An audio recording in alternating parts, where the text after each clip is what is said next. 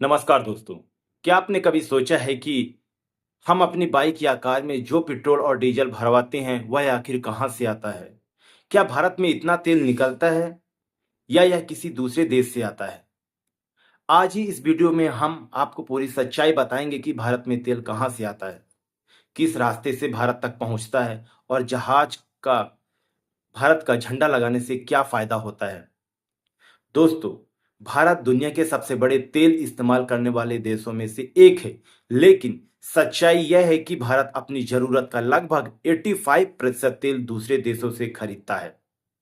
भारत को सबसे ज्यादा तेल इन देशों से मिलता है: Russia, Iraq, Saudi Arabia, United अरब।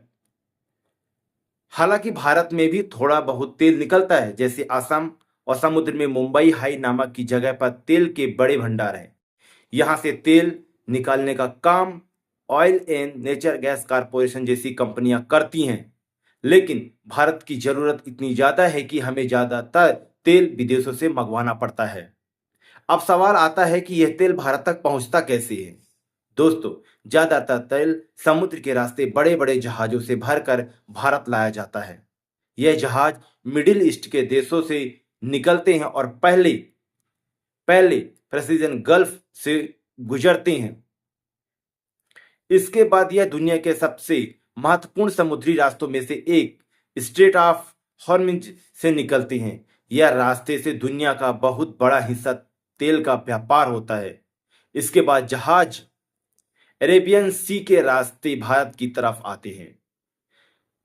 भारत में तेल लाने के लिए कुछ बड़े बंदरगाह हैं, जैसे Mundra port, Mumbai port and Paradip port. इन बंदरगाहों पर जहाज से तेल उतारा जाता है और फिर पाइपलाइन के जरिए रिफाइनरी तक भेजा जाता है। रिफाइनरी वह जगह होती है जहां कच्चे तेल को अलग अलग चीजों में बदला जाता है। कच्चे तेल से सीधे पेट्रोल या डीजल नहीं मिलता। रिफाइनरी में इसे प्रोसेस करके कई चीजें बनाई जाती हैं, जैसे petrol, diesel, LPG gas, kerosene और हवाई जहाज का ईंधन। भारत में कई बड़ी रिफाइनरी कंपनी हैं, जैसे Indian oil corporation, Reliance industry, Bharat petroleum. अब बात करते हैं जहाज पर भारत का झंडा लगाने की। तो कई बार आपने देखा होगा कि तेल लाने वाले जहाज पर भारत का झंडा लगा होता है। इसका मतलब यह होता है कि जहाज इंडिया में रजिस्टर्ड है। जब जहाज पर भारत का झंडा होता है तो उस पर भारत के समुद्री कानून लागू होते हैं। इससे जहाज की पहचान भी होती है कि वह किस देश का है। इसके अलावा किसी भी संकट या खतरे की स्थिति में उस देश की नेवी पर जहाज की सुरक्षा भी कर सकती है। इसी वजह से समुद्र में हर जहाज पर किसी न किसी देश का झंडा जरूर होता है।